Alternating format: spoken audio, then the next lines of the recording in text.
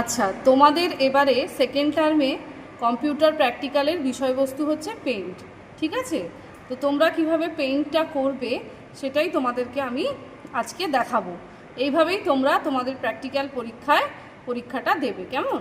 এরকম computer open করা থাকবে।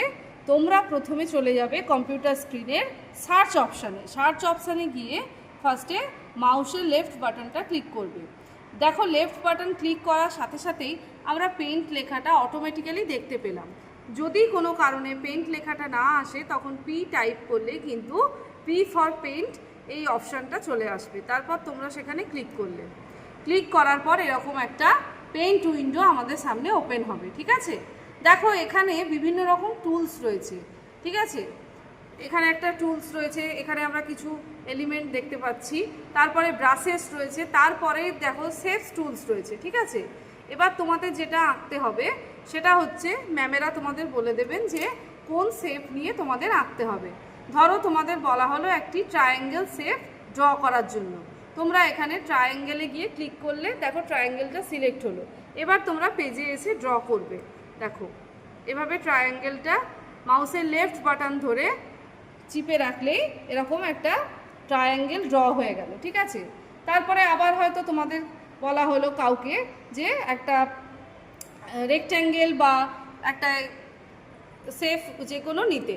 আমি এই শেপটা নিলাম, শেপ নিয়ে আবার ড্র করছি। একইভাবে মাউসের লেফট বাটনটা ধরে আমরা প্রেস করতে এরকম একটা ড্র হলো। ঠিক আছে? তাহলে আমাদের দুটো শেপ আমরা ড্র করলাম। এবার এই শেপগুলোকে রং দিয়ে ফিল আপ করতে হবে। এখানে দেখো কালারস টুল রয়েছে, সেখানে আমরা দেখতে পেয়েছি বিভিন্ন রং রয়েছে। সাথে দুটো জিনিস দেখো, এখানে কালার 1 আছে আর কালার 2 আছে। কালার 1 এর কালার ব্ল্যাক হয়ে আছে, তাই আমাদের আঁকাগুলো ব্ল্যাক হয়েছে। ঠিক আছে? আর কালার 2 এ অর্থাৎ হচ্ছে পেজের কালার যেহেতু হোয়াইট, তাই কালার 2টা হোয়াইট হয়ে আছে। এবার আমরা চাইছি এই শেপ দুটোকে দুরকম রং দিয়ে ফিল আপ করতে। তাহলে প্রথমেই আমাদের কালার 1 এর কালারটা চেঞ্জ করতে হবে। আমি চাইছি গ্রিন দিতে। দেখো, কালার 1 এর কালারটার সাথে সাথে গ্রিন হয়ে গেল গ্রিন কালারে ক্লিক করার পর। এবার দেখো মানে আমাদের এমনি কিন্তু রং আমরা দিতে পারবো না, আমরা এই টুলসে আবার গ্রুপটায় ফিরে আসবো। এখানে দেখো একটা বালতি শেপ টুল রয়েছে, এইটা আমরা নিলাম। নেওয়ার পর আমরা শেপের মধ্যে এসে ক্লিক করব। দেখো, এটা গ্রিন হয়ে গেল।